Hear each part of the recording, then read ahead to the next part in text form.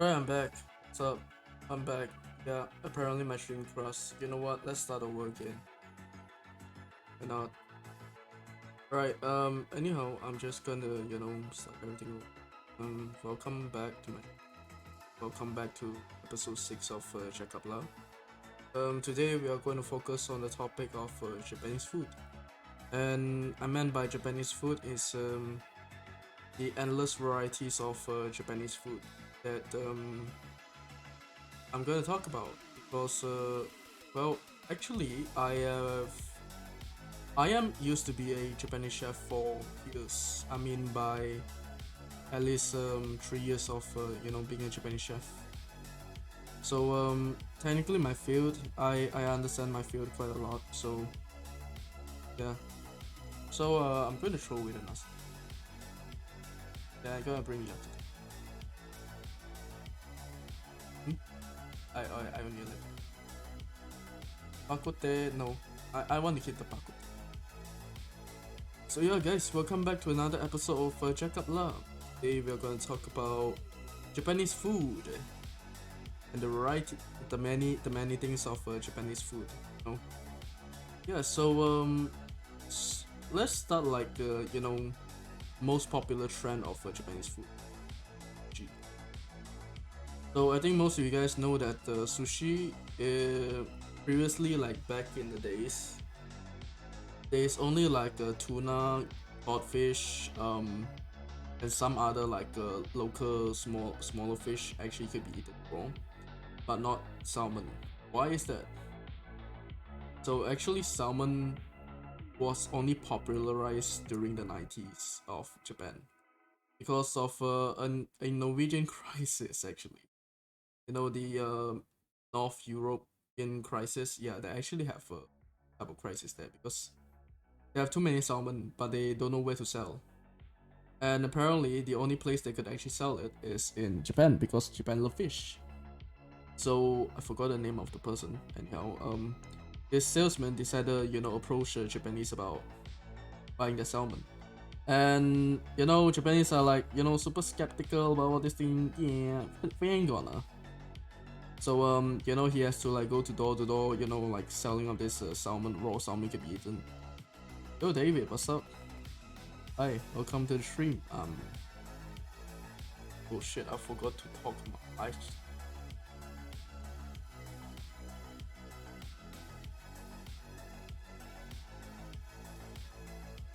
I forgot to change my title of my stream. Great, I'm an idiot sometimes. Lol. Anyhow, hi guys. Basically, I forgot what I want to talk about. What is it again? Oh yeah, something about salmon. Okay, so salmon was actually brought in by a Norwegian person towards Japan, and later on during like the late 90s to the this current day and age, salmon is now finally popularized as a Japanese dish. Yeah, previously is not. So yeah, currently you can see salmon sashimi, salmon belly sashimi, all this. Yeah, and then yeah, tuna, maguro, kintara, and everything. So on so on. But previously, if I were to speak some history about sushi, previously like in World War II, like before World War II era of Japan, yeah, Japanese food was not really that popular. There's only like the sashimi. Yeah. Actually, I don't know how to really like slice sashimi properly, but I also don't know how to fillet a fish, but I could actually make very good nigiri and other stuff. It's an odd fact. I know. It was actually from Norwegian. There's a Norwegian salesman that actually like try to sell salmon real bad towards Japan because Japan is the only like fish eating addict country in the world. Yeah, I know that actually kind of changed over time, but yeah, Japan love fish. Japan love their fish. There's salmon, maguro, gindara, and fuck, ampachi, and every other stuff.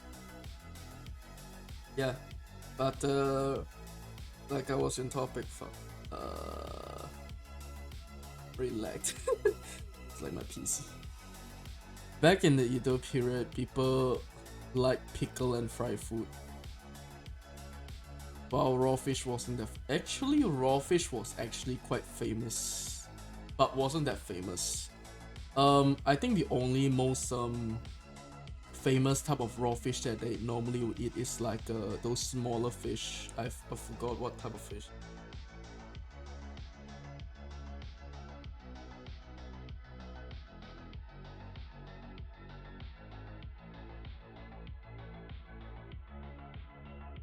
So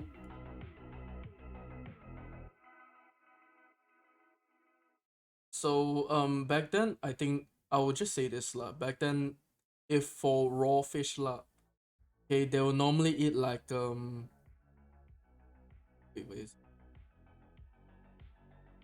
they won't eat prawn raw, but they'll definitely eat ika. Ika is you know, squid. Yeah, they'll eat squid and octopus raw. That is normal. But back in the days, they will actually use a type of salt mixture to actually marinate the fish. Like, you know, they have a thing called sushi. Sushi is like fermentation, like what you say, pickle stuff. You know, they have I mean the pickle literally everything. There's cucumber is called, if cucumber, there's a cucumber dish called Kyuri no Ozatsuki, and it's literally like a pickled cucumber with some garlics and probably ginger, and they'll just like eat it with rice. They pickle their own daikon radish. I mean, yeah, literally. And fried foods, no, they actually don't eat fried foods except for like you know, charcoal grill foods, like grilling lah. They normally use like grilling and roasting food. I mean, if you go to izakaya, you normally see a thing called shioyaki on fish, like salmon shioyaki, maguro shioyaki, gindara shioyaki. Yeah, that's technically what they eat. So shioyaki is basically salt base. It's like salt and some alcohol. Like you first take the alcohol, you apply on the fish that you're gonna cook, and then you put some salt on it, you know, sprinkle it on top, and then you put on this charcoal grill, and then you grill it. Yeah, raw fish wasn't that famous, but they does eat sushi. Sushi is like pickled fish. Like they let it ferment for like some months, and then yeah, they actually eat it with rice. So, yeah. And well, fried food was actually, I think, was popularized during the 1800s or something, the 1800s or 1900s. Technically, tempura was not actually from, you know, Japan. Tempura was actually a Portuguese dish. I forgot the name, by the way. But I do know is tempura was later on popularized after the you know, the ban of foreigners towards Japan, somewhere during the Edo period. And yeah, you love pickled veggies. Actually, you try Japanese breakfast, which is 1 bowl rice, 1 bowl of miso soup, and 1 plate of pickled veggie. It can be cucumber, onions. Sadly, you only have kimchi. Lol. Okay. Well, kimchi was actually used to be I mean, kimchi was actually, you know, Korean, but during some parts, somewhere in time, there was some, you know, migrants of Koreans into Japan, and then there's an earthquake, and then they start to, you know, kill off all the Koreans in Japan. But some of them actually managed to blend into society, learning Japanese and everything. Yeah, but their dish actually stay on, especially kimchi. Kimchi definitely stay on. I mean, to this modern day, you could go to any Japanese restaurant and then you see kimchi fried rice.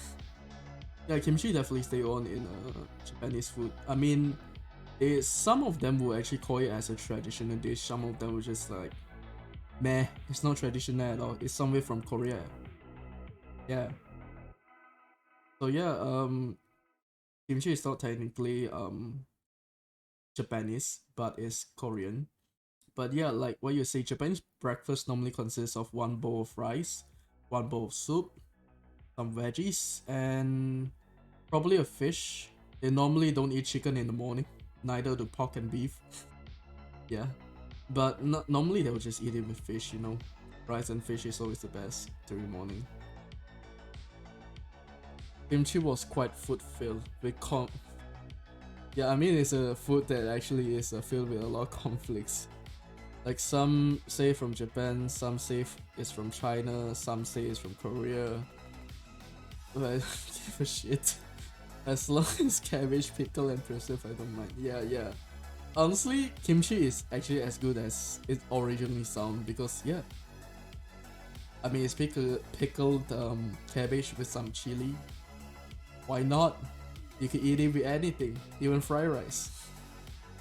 Yeah, I mean, technically Japanese, if they eat kimchi, they like it to be on uncooked cold tofu. That's a normal thing that I normally will see in izakaya having. I mean, the izakaya that I actually work with, they actually have kimchi with cold tofu, you know, and it's like the things that every Japanese would normally order. I don't know why. It's just that popular.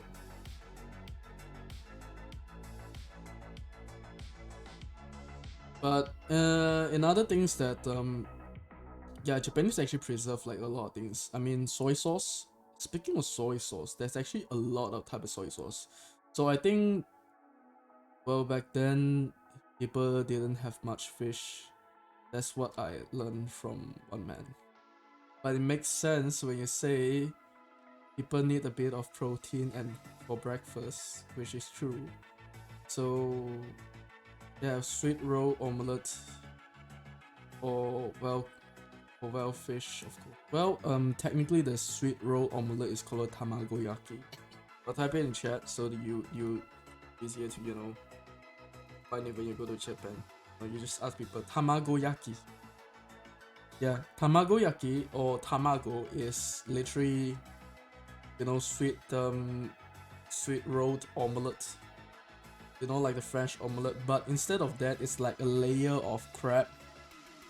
Yeah, you know the French thing, crab. Yeah, they make it into crab and then, you know, they fold it onto each other and become tamagoyaki. So tamagoyaki, it's not just eggs. You know why it's sweet? Yeah, they actually put a sauce into it. So the sauce is actually udon sauce. Okay, you know udon sauce recipe, that's good, but just get some udon sauce. Put hell ton of sugar into it until you know you like it. And then yeah, there you go. You got tamago, you know, the udon sauce for tamagoyaki. Yeah, udon sauce. You know the udon soup, but yeah, Japanese like to call it udon sauce. I don't know why. It's actually udon soup. But even I also call it udon sauce because I work with Japanese. If I say you know, well, it's technically sweet, right? I mean, Japanese there is actually one forbidden tamagoyaki recipe that is actually quite haram. It's actually with red bean. Yeah, red bean. I mean, with red bean actually sounds weird, right? Yeah, and actually I made one with red bean before, and yeah, it is hella weird. Not gonna lie. I don't know why people actually like eating it. And yeah, there's one customer that normally calls tamagoyaki with red bean, and we have to like do it in advance. No wonder why Raider's cut has to cook her omelette really sweet and extra honey for her for her cook. Yeah, because Raiden was very has a very yeah. I mean, technically Raiden Shogun in Genshin Impact does have a sweet tooth. I mean, she like dangles, right? Yeah. So tamagoyaki. Actually, if you don't want to put honey into it, there's actually another substitute, which is mirin. Mirin is like sake. Sake is a bit dry, less sweet. Mirin is fucking sweet.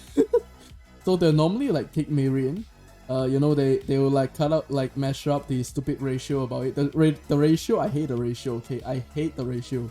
Udon sauce need to have one ratio. The eggs have to need to have one ratio, and the mirin also gotta have another, you know, ratio. They'll normally take alcohol. You know, mirin is alcohol, so they'll take mirin, and then they'll boil it. They'll lay it on fire also. Not just to burn away all the alcohol. They just want the sense of the rice alcohol drink and the sweetness inside it, and then they'll take it and mix it into the udon soup / sauce, and then make tamagoyaki. So yeah, that's how tamagoyaki was actually supposed to be made. Yeah, funny to say, yeah. Yeah, that, you know, when I was still working in izakaya days, I used to make tamagoyaki like every day. You try to find mirin for soba, but you couldn't find.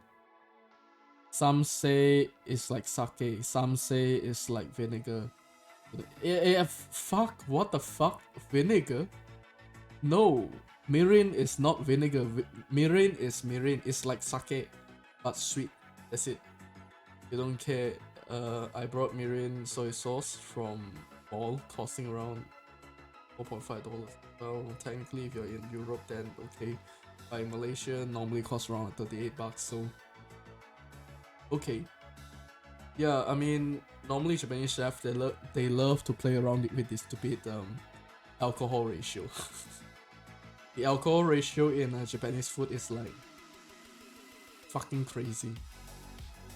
You know, there's like, if you want to make tempura sauce, you gotta have this level of sake, this much of sake and this much of mirin.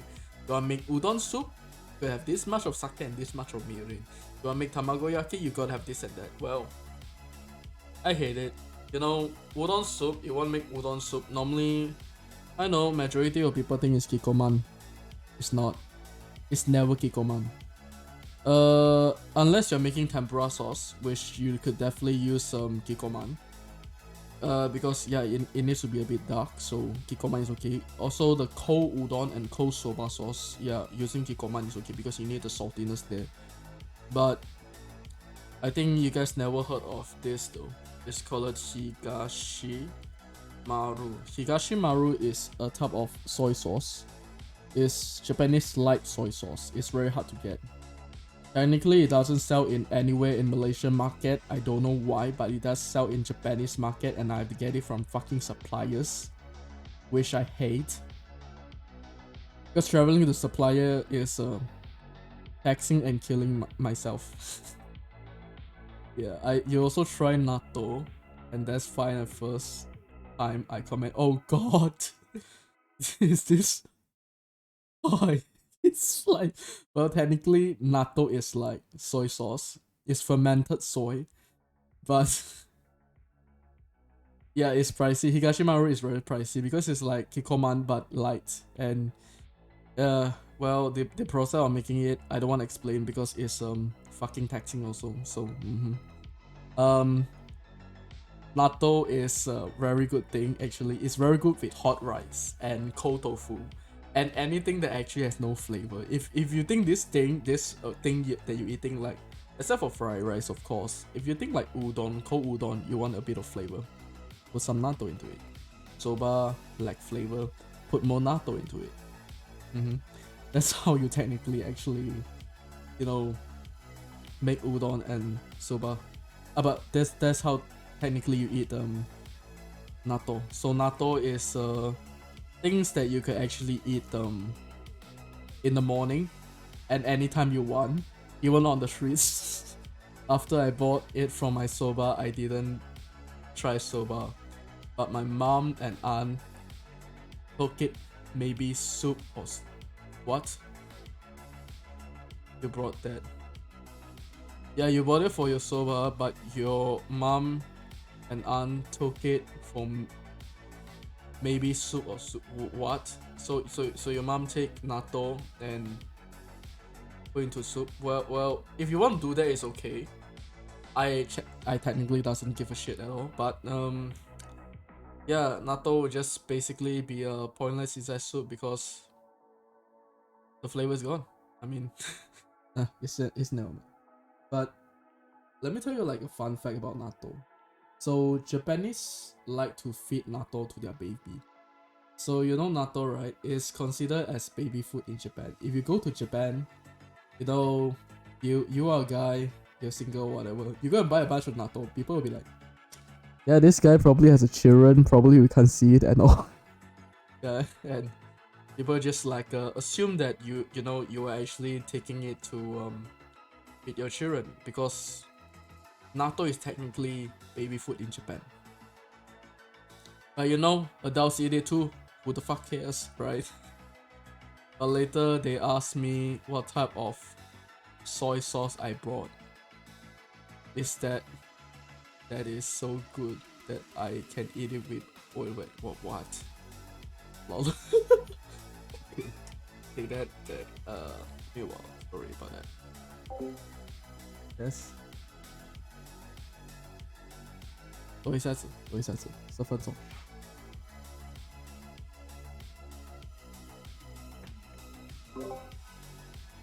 I'm sorry about the interruption, but yeah, technically I probably have another 10 to 20 minutes left of podcasting. Also, my mom asked me about the sauce. She said it was the best soy sauce. I later said, Mom, that was mirin soy sauce for soba. I mean, technically though, it has a bit salty. It has a bit of sweetness. Yeah, that is actually. I mean, fuck MSG, to be honest. Fuck MSG. MSG was created by Japanese, actually. Ajinomoto, right? Yeah, Ajinomoto is created by Japanese. But you know what? If I were to go and ask Japanese, hey, do you guys use Ajinomoto often? They would be like, the fuck is that, bro? The fuck is that? And yeah, I mean, yeah, it has the best balance, not gonna lie. But yeah, Ajinomoto or MSG is not really wide use in Japan, although they created it like for like hundreds of years ago. So they use a different type of thing called you rather sprinkle it. Why? Yeah, I know, MSG, yeah. You rather sprinkle some soy sauce on your rice. That's great. I mean, MSG is technically salt on crack, and that's it. You know, Japanese, right? They have a thing called hondashi, gyudashi, toridashi. That is their MSG actually. What is hondashi? Well, hondashi is like dry fish, but in powdered form. And they normally put into their soup and make a udon soup, tempura sauce, and whatever shit is it. For toridashi is normally making tantan ramen. You know, it's like flavored MSG, but more better than MSG. MSG is like crack, right? So all this hondashi, gyudashi stuff is technically for like making sauce, soup, and everything. You know that Japanese MSG. Your mom probably forgot me. I mean, you buy like hondashi is a bit different. Hondashi, honestly, I have a pack in my house, and I use it for every dish I cook. And trust me, it is crack. It is more better than Ajinomoto. I wish Malaysia fucking use this. It's not bad so much that she replaced all fish soup MSG with hondashi. Hondashi is Hondashi. Hondashi. So hondashi is technically what Japanese would normally like to use. There's also another one which is gyudashi. This is normally for everything that is beef, and there's a toridashi. Toridashi is normally like MSG but for any type of chicken recipe. Most famous one is tantan ramen. You know the tantan ramen, that's that minced meat, right? Yeah, to make the minced meat, just put some toridashi into it. Man, everything tastes like crack from that on. It's like more better than Ajinomoto. Oh, fuck it. I know Uncle Roger likes to, you know, use the MSG, but I like to use all these three because it makes my food fucking awesome. Okay. Dashi is technically a type of stock. Okay, it's like dashi stock or dashi water. It's normally just like you take bonito flakes, a handful of that. That's the chef skill. Yeah, I know. Dashi is so for making dashi water, you need to actually take one piece of kombu, one piece only, don't be more than that because it tastes like shit. Okay, and then you take water. Please, if you have one piece of dashi, just put around like 1 liter of water. Okay, and then you take a handful of bonito flakes, you throw it in, wait until it's boiled, and then you sieve away the dashi, the bonito flakes, and take out the kombu. You just leave a plain water of those two mixed ingredients after they're boiled out. Okay, you sieve everything out, and then there you go, dashi stock. You could keep it for around like 2 to 3 days. You know, you can make it with soup. You don't have hondashi, kyodashi, toridashi, you could definitely use this. It tastes more better actually. Yeah, I don't know how to make kyodashi and toridashi. I don't know, but I do know how to make hondashi, but the dashi stock only. Yeah, if you put like you have the dashi stock, you put Higashimaru or maybe Kikoman, you know, a bit of Kikoman, and then you put a bit of hondashi into it, and there you go. You have udon soup. Yeah, that is how you actually make udon soup. The most basic form of Japanese soup. You want to make like miso soup? Well, you just take miso paste, throw into it. After you reboil the dashi stock, okay, and then you throw some miso into it, and then you mix it until it's well mixed, and there you go. Your miso soup. You want to throw in tofu? You want to throw in like a fucking seaweed? I don't care. You want to throw in a whole fish into it? I just don't care. There you go. Making dashi is really hard for me because we don't have that hard to nothing. Well, it's bonito flakes. It's literally like paper. I mean the one that you normally see on tofu and stuff in Japanese restaurant. You know those arcade tofu that you see on top. There's a type of paper thing that actually flies around, but they are fish. They are edible. And nori, we don't have that. Well, nori is technically like normal sushi. You know those onigiri seaweed, but you have to slice it up like real thin, and there you go. You have nori. Yeah, that's it. You know those seaweed, like those roasted seaweed that you actually see Japanese chef actually wrap up sushi with. Yeah, you just take that, slice it up real fine like hair, and there you go. You have nori. Yeah, I know nori itself is very hard to do. I mean, if I were to take one Japanese you know, huge those nura thing and slice it up like that, I always at least need to take around like 40 minutes. Yeah, nori is thin. Nura is the one that is actually for onigiri la, nigiri la, and maki and all those stuff. So for making sushi, technically you need nura, and then sushi there's actually a lot of types. So there's I think everyone is used to it, the salmon sushi that you normally see. Well, those type of sushi are actually called nigiri. And the one that actually is wrapped around, you know, you can see like cucumber and all those stuff. Yeah, it's actually called maki. Like California roll is also considered as a maki. Now there's a triangle one that is actually called onigiri. So onigiri, I think most of you know, and if you're in Malaysia, you can definitely see it in Family Mart. Well, those kind of onigiri kind of suck. I make a more better, juicier, and tastier one that actually has more rice, and honestly, back in my days, I could do onigiri within 20 seconds. Yeah, that's how fast I can do as a chef.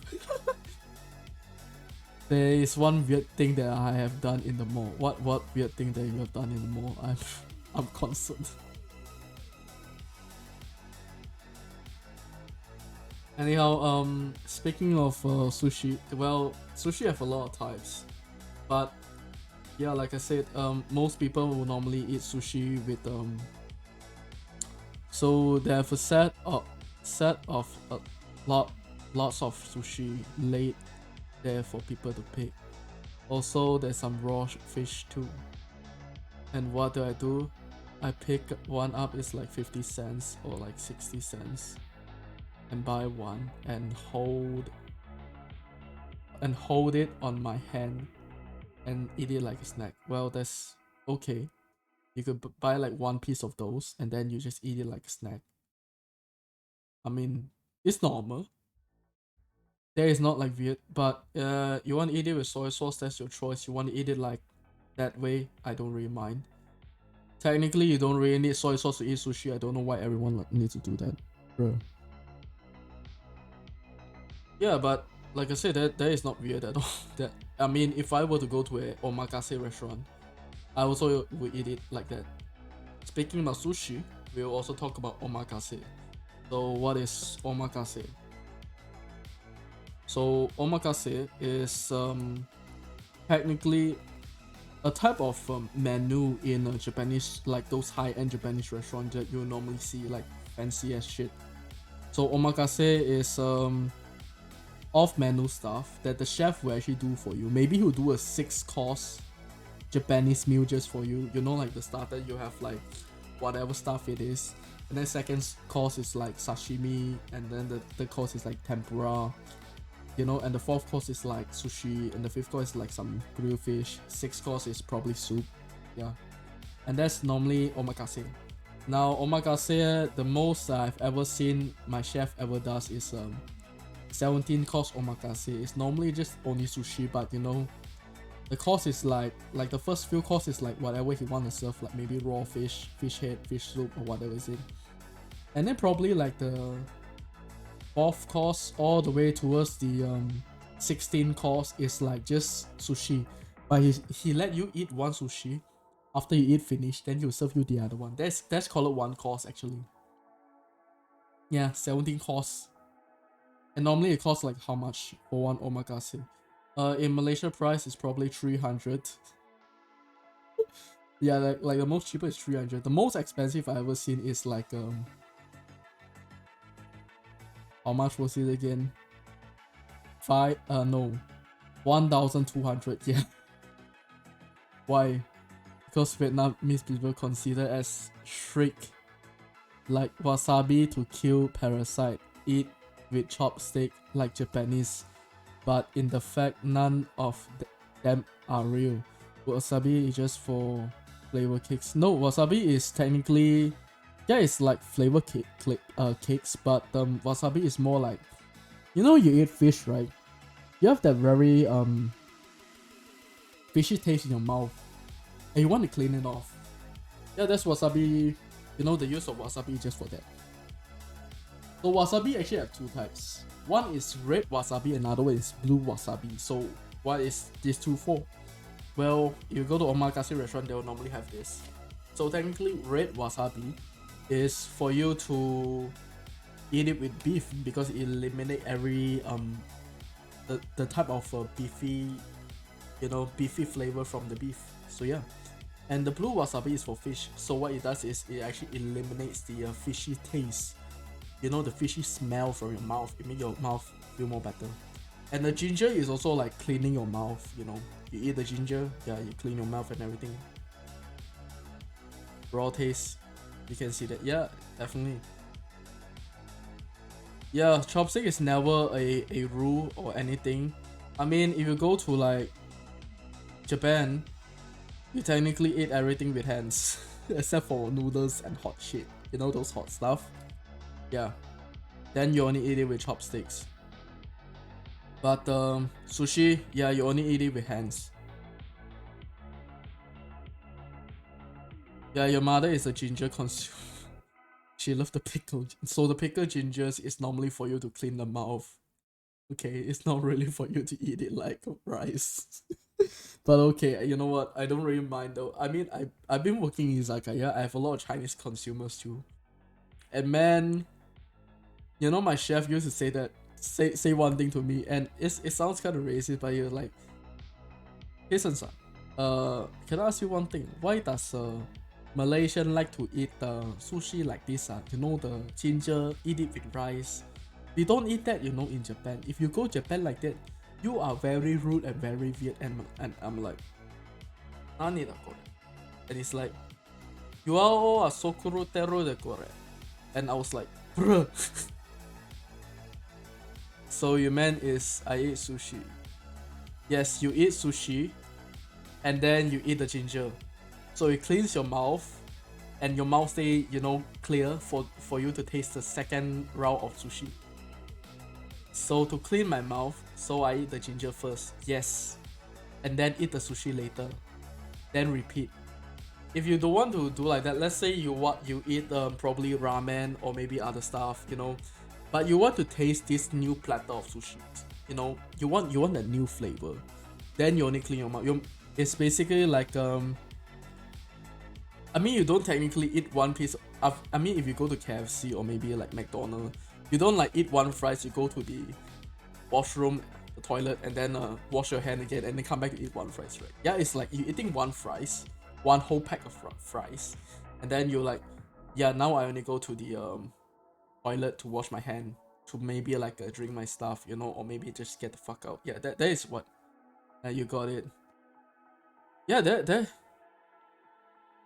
I mean, it's not about a chef command. It's like, I've been working in this field for like so long. I mean, all my chefs are technically Japanese. Yeah, and they will be like, Shin-san, you go to no shit, I spelled out my real name, but never mind. Yeah, who cares? Anyhow, they'll be like, Kason-chan, nani da kore? I tell you one thing, yeah.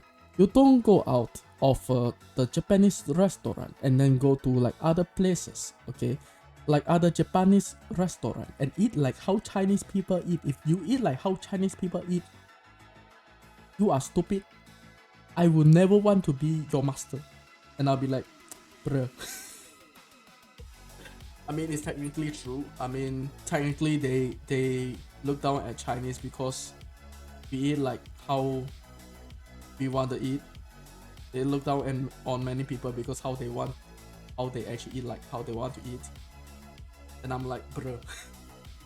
But yeah, if I go to Japanese restaurant, I eat like very weird, like the most weirdest motherfucker in the entire Japanese restaurant is probably me, because I eat everything that how my chef actually taught me how to eat. And yeah, that actually spooks like everyone out. Everyone was like, why you only take a bit of ginger? Why you only take a bit of wasabi? Why you separate your wasabi and the soy sauce? And I was like, it's never meant to mix anyway. I eat wasabi if there's actually any sashimi on the table. But there's no sashimi, so no wasabi for me. Yeah, that's probably it. I mean, everything, if like for nigiri, except for the one that actually is you know, contains any type of soy sauce. I mean, like mayonnaise, mentaiko, like mentai tamago nigiri or this thing. Technically, those like a California roll or avocado roll, yeah, I'll use chopstick because it's kind of very sticky. I don't want to really like wash my hands or anything, so probably I'll use chopsticks. But for like nigiri and stuff, normally I'll use my hands. Cause yeah, it's okay to use your hands. I don't get it why people actually use chopsticks anyway. Because you use chopstick, if your grip is too hard, you break the entire nigiri. And then you have to like eat, you know, part 1 I eat this part of rice and fish.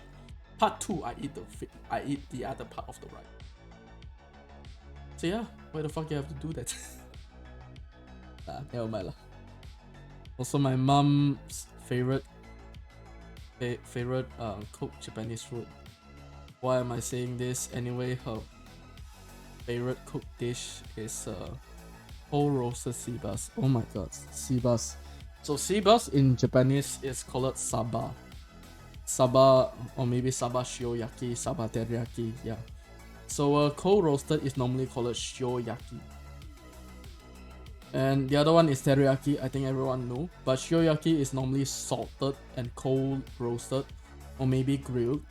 And yeah, technically, if for like realistic Japanese restaurant, they don't put alcohol, you know. They don't put oil first on the fish.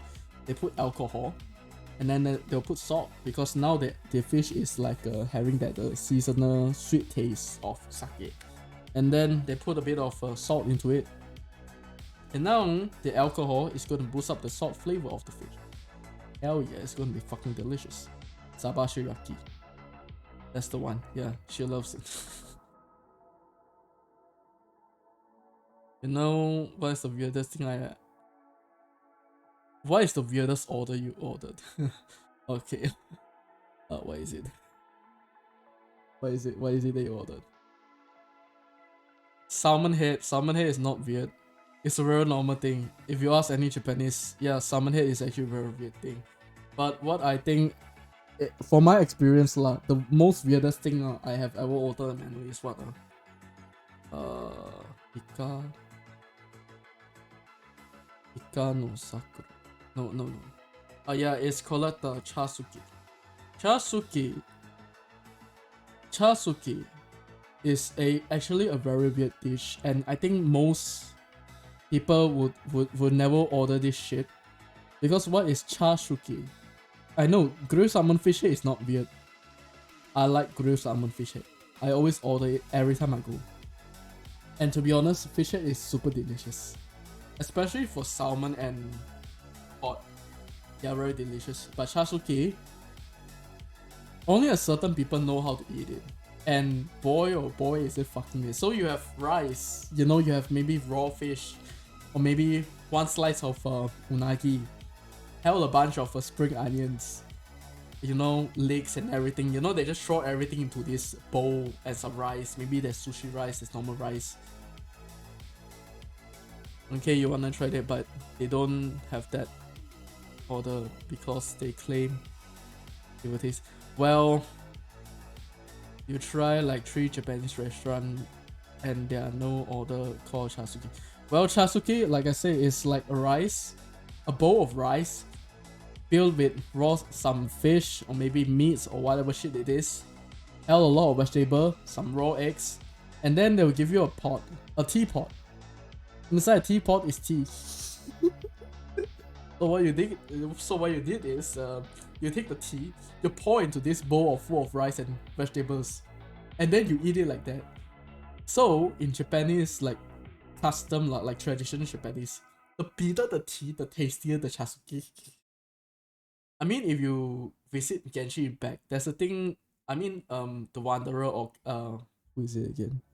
The Wanderer, Scaramouche. Scaramouche, like his signature dish, is technically like you can see the original art is literally a bowl with some unagi, and then there's some green color on the side. Yeah, that is chasuki. And pour the hot tea in, let everything cook slightly. Well, it's not cooked, it's just like the taste of it, you know. That's how they eat. I mean, last time there's an old Chinese saying called it 清茶淡饭. I think this 清茶淡饭 shit actually got carried into Japan too. So yeah, everyone was like, yeah, since I'm you know, throwing all this food into one stomach, so I'll throw my tea together with my rice and meat, and then I shove it all into my mouth. Delicious. So yeah, this is how technically people eat the chasuki. But I see many like modern Japanese restaurant in Malaysia has a different version of chasuki, which they actually put soup into it, and I'm like, ew, disgusting. I want to eat the traditional shit. I mean, the tea tastes more better. Also, you try raw eggs on rice, and well, you didn't get sick. No, there is no gut problem. Yeah, I know. I mean, Japanese raw egg, right? I mean, the egg is technically from a colder climate. So eggs, yeah, from a colder climate, technically doesn't have salmonella. And guess what? You can eat the yolks raw. You know, you can eat the entire eggs raw. Yeah, that's why Japanese would normally put like raw eggs into everything. So how do you get the egg? Straight from Grandpa Chicken, fresh in Vietnam. Yes, that's it. I mean, technically Japanese. Yes, from cold climate low climate country normally get this kind of egg. I mean, literally there's no salmonella. I mean, you don't technically get it from like you know, any type of chicken farm. You know, those huge factory full of chickens. Yeah, you don't get those. I mean, they have like antibiotics or whatever things it is, you know, inside their factory. Yeah, I mean, you don't technically get it from those factories, you know. You just go to the farm, some random farm, you find eggs in a cold climate, maybe Japan, China, Russia, Scandinavia, any country that actually have snow lah, okay. Or maybe, you know, mountain tops, rural area, those village. Yeah, just like go to this random village, hey, there's eggs, and they are, you know, not fed with any type of medication or anything, you know, to boost the chicken, have more fat and everything. No hormones. Okay, I'll just like sneak into there, grab one egg, and get the fuck out. And there you go, you have raw eggs for breakfast. I mean, technically when I was young, I do have raw eggs because my grandparents used to have chicken. And yeah, back then, Malaysia in my hometown was quite cold, so I actually managed to eat some raw chicken. But I mean raw chicken eggs. So yeah, you don't get them like you want to eat raw eggs, to be honest, just go to like rural areas, cold climates, and there you go. Well, my grandpa has a place quite cold, semi-cold climate, and I get those eggs fresh, fully organic. Yeah, I mean they're organic, they're not really like whatever you buy in supermarket. Fresh organic eggs in this carton box with some brandings on it. Well, those things are lying. They have a lot of antibiotics, whatever coloring shit it is, and you eat it raw, bye bye, you're going to heaven. I won't be seeing you, I'm in hell, dumbass. Okay. Fully organic. What I love is, yeah, you can eat them raw. Definitely. That's how you eat raw eggs. Yes. Yeah, that's you know, traditional eggs. You don't eat any eggs that are, you know, from fucking factories. Because we don't know what really happened to those chicken that actually eat those whatever chemicals it is. Oh look, the chicken is like, oh look, there's food. I don't know what's in the food. I don't care if there's drugs, weeds, or whatever cocaine is it. I'll just eat it. It tastes fucking good. And yeah, your chicken, your eggs come out is you know, having those very weird shit in it, and bro. Okay. Well, let's skip another topic. We'll go to izakaya. So boy oh boy, do I miss my old izakaya days. I worked in izakaya for at least a year actually. So izakaya, why do I like izakaya? Izakaya, well, just type in chat, is like bistro in Japan. So it's like a small shop that's bistro in, like a small bistro in the middle of an alleyway or maybe side of the alley, and that's it. That is izakaya. So what they sell in izakaya, I know most people in Malaysia or maybe other country, yeah, US, Vietnam, Indonesia, Thailand, that they have izakaya. Best part is that my grandpa eggs are the best eggs for the family. How? Well, my dad say it doesn't have bad raw egg smell, unlike those factory eggs, the brown ones. They're very stinky. Yeah, technically. Well, okay. Okay, let's get to the topic of izakaya. I want to talk this one. Nah. So izakaya is technically a this little bistro in this small alleyway or anything. Well, they don't really look like whatever typical Japanese restaurant you want to have. It looks like some roadside store or maybe some illegal store gone wrong. But yeah, that's how they normally look like. They have like wooden planks everywhere. You sit at, I mean, your chair is literally some beer bottles stacked together, wooden chairs. You know, they have this weird wooden table, probably for mahjong and shit. Yeah, there is a izakaya interior supposed to look like. You know, it's dark. There's like old lamps and everything. Yeah, that's izakaya. And well, I know most people will normally, like everyone in this Malaysia climate, will normally go to izakaya and order sushi. And like, bruh, I know, izakaya technically, some izakaya doesn't even have sushi. And some people are like, man, this place doesn't have sushi. But what does it else it has? Well, alcohol. Hell a lot of alcohol. The reason about izakaya is, well, izakaya is actually a place like a bistro. It's like a pub.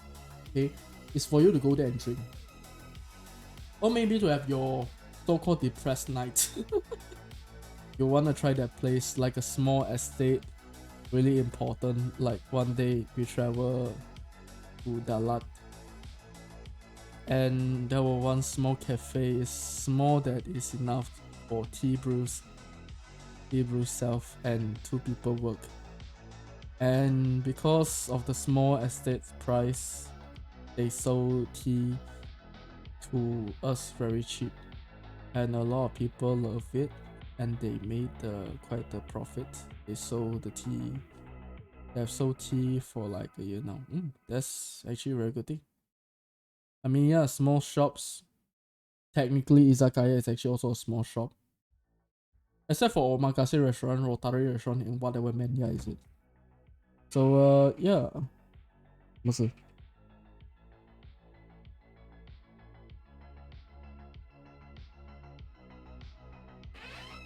I'm very sorry about that. There's some disturbance. Anyhow, I only have 10 minutes of streaming left. Okay, so about izakaya. Izakaya is technically like a pub. You know, you go there, drink beer, get drunk. Probably not get laid, definitely. Okay, so izakaya is normally you go there. What type of food is normally in izakaya? Well, you have this. The one that's technically on my screen. It's called yakitori. So yakitori is probably like skewer food. In Malaysia, we call it satay. I know satay is very cheap in Malaysia lah, but for yakitori, you have a couple. You have the chicken. Normally, people eat it with pork. You know, yakitori, like a skewered pork, skewered chicken, skewered mushroom, and probably my favorite is what is it again? Skewered chicken heart, chicken lungs, chicken ass, chicken skin, chicken liver. Yeah, that is probably my favorite skewers to eat in izakaya. I mean, normally I call them as a shiryaki, not any teriyaki. I hate teriyaki, by the way. But yeah, I'll eat it just like that. Probably with beer. I like Hasburg. Yeah, I'll just drink it with beer. Probably Asahi also. Asahi, a bunch of yakitori. You know this yakitori. Normally they call it as a kushiyaki. There's a lot of variants actually for kushiyaki. Also, depressed night in izakaya. Well, I love that thing more than just going to the pub. Thinking about the Bali Garden game. Like imagine I feel rich, very depressed. I wanna have a cheap dinner. Then izakaya is the best. It's what I need to look for. Sadly, we don't have any idea. They only have a stand like Japanese. Stands like Japanese restaurant. Wow, shit. I wonder if maybe they try to open izakaya. Well, izakaya is very hard to actually open izakaya, but Malaysia have a lot. Technically, not really a lot lah, but they have some. Okay, like the KL ones that I actually could suggest lah. But most izakaya that I know in Malaysia, like the ones that actually not open by Japanese, fucking sucks. Yeah, I mean I tried a couple, and boy oh boy do I regret my choices, because yeah, first it doesn't have kushiyaki. Second, it have hell a lot of sushi. Third, it doesn't have any grill, charcoal grill stuff. You have everything that is a teppan or anything.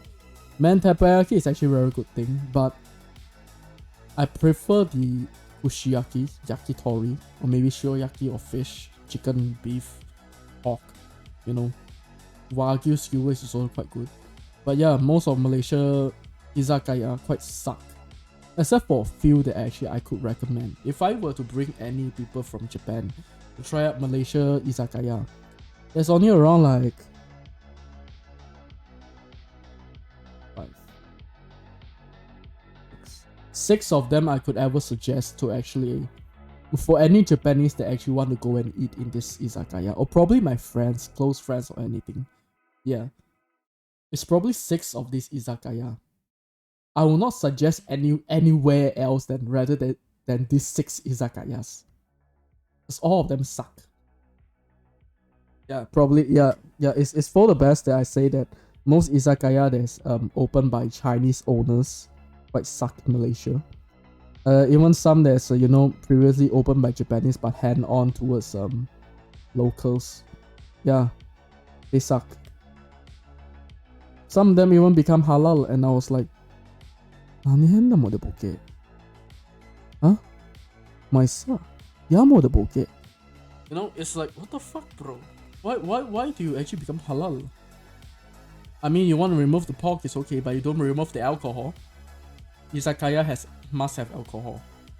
Some people doesn't understand. It sucks. But yeah, izakaya, you want to go to izakaya, there's a variety of things I could normally suggest you to get. The first one is definitely alcohol. That is a must.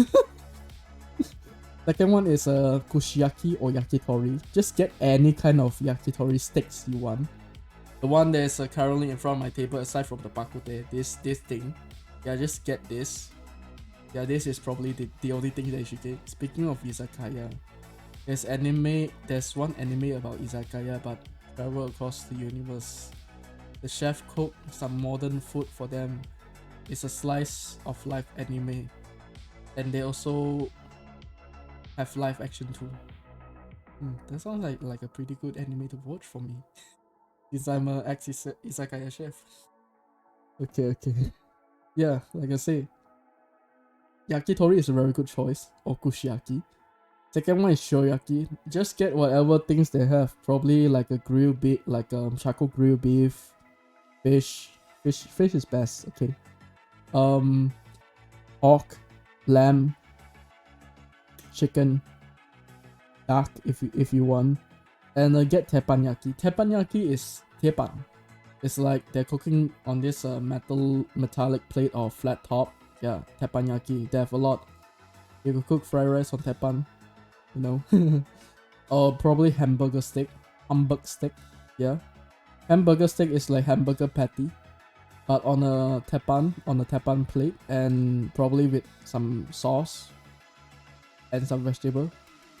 My most favorite thing to order in a izakaya is probably batayaki. Kinoko batayaki. Kinoko batayaki could be having a lot of types. You can have pork, chicken, or anything. So, batayaki is basically butter, but mixed with teriyaki sauce. I think the best thing you could ever do this with is with yakiniku. Yes, yakiniku is the best. I mean, if you eat wagyu yakiniku, it's like fucking awesome. Yeah, yakiniku is like fucking delicious with rice. Yeah, Yakiniku. Wait, it's not miku, man. This. Oh shit. Wait,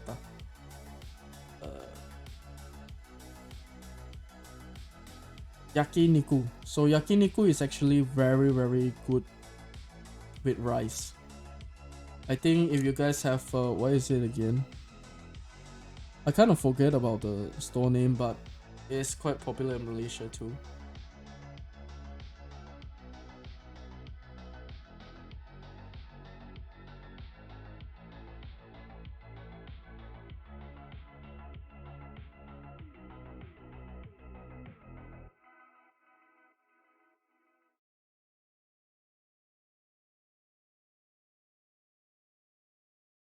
What is it called again?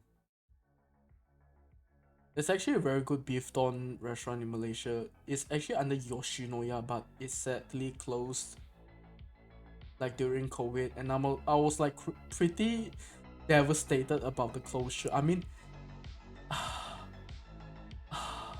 beef don is like literally very good. Oh yeah, Sukiya has yakiniku don and everything, but I don't really suggest anyone trying it out because it kind of suck. They used to have another competitor called Yoshinoya, but Yoshinoya closed down, and I was like, I was devastated after I heard the news, and I was like, man, there's no point in living in Malaysia. But you know, nowadays there's like other izakaya that pops up that it's run by Japanese, and I was like, yeah, I pretty much like it nowadays. Yeah. We also have a lot of yakiniku. You love it, but oh, it was called BBQ. What the fuck? Okay. But I guess it could technically be called it that way. It's basically sliced beef plus batayaki sauce. You know, they just like stir fry it around, and there you go. That's yakiniku. I get it. Probably a lot of people want to have different names with it. I don't really mind anyways. But anyhow, let's go to our last thing that I like to talk about izakaya. And it's probably ramen. Yeah. Some restaurant, some izakaya actually has ramen. Now, preferably I like tonkatsu ramen. I also like tsukemen. Tsukemen is like a variation of cold soba or zaru soba. So soba, you could eat it cold and hot, right? Hot one is with the soup, and cold one is you dip it into soup. Well, tsukemen is also the same. So tsukemen is normally, you know, a noodle served with whatever ramen ingredient with it, and then they give you a soup. Yeah, that is tsukemen. So tsukemen, I think, I know Malaysia are quite stupid in eating this shit. I don't know why. But yeah, soba, you don't drink the sauce, please. If you see cold soba and you drink the sauce, keep in mind that you're drinking very thick soy sauce, and you're probably an idiot. You want to lose both of your kidneys? Go ahead, I don't mind. But yeah, like I said, technically, it's like that. I like ramen, tonkatsu ramen. I used to make ramen before, and boy oh boy, just brewing tonkatsu ramen broth cost me 16 hours to do so. Drinking the salt is the worst way to dry yourself. Yeah, literally. Yeah, but yeah, I probably have a shit. It's really. Yeah, man, it's 12 o'clock. Jesus Christ, I have to sleep. Oh, I have work. Fuck. You really love ramen. You tried udon. Udon is good. Cold udon is very good.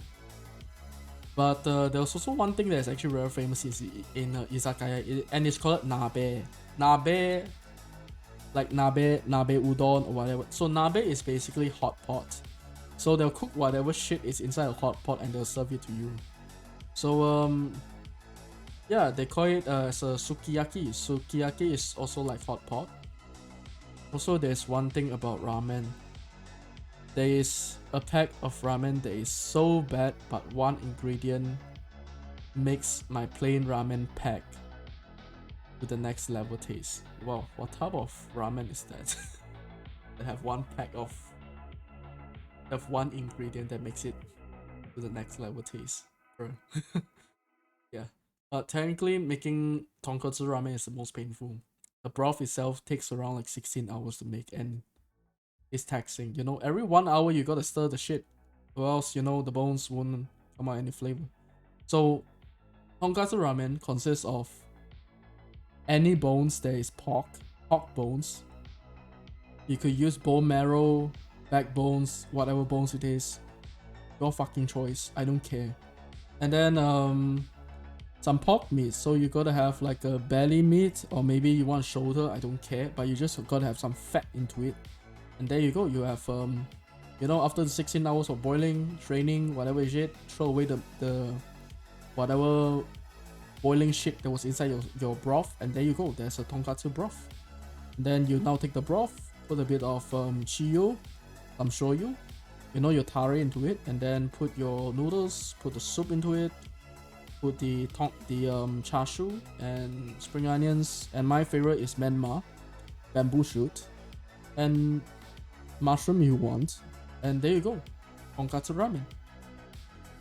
Yeah, I mean, everyone knows about tonkatsu ramen, right? I know.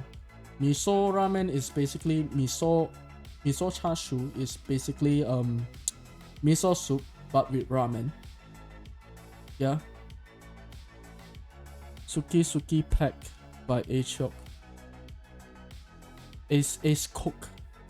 Udon stir fry ramen. What?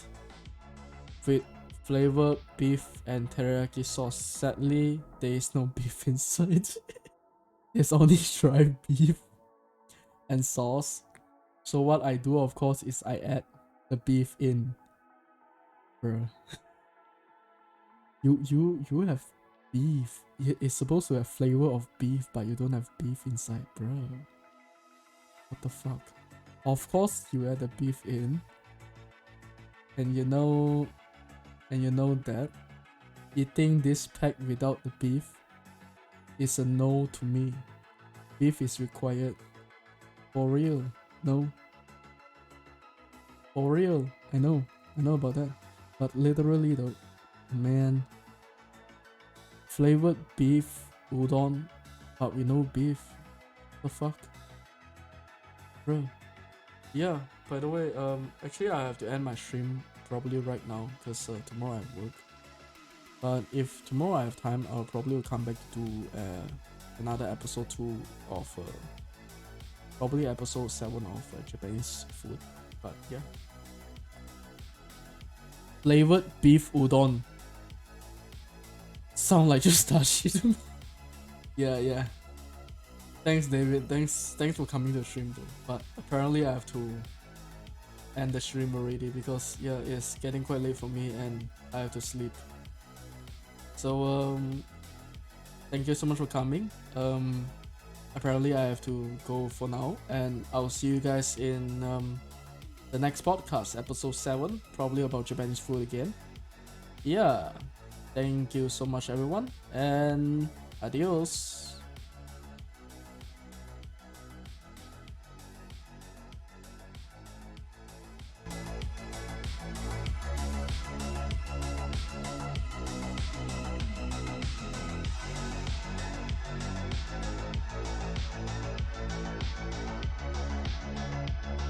Oh yeah, I want to find someone to read. Give me a while.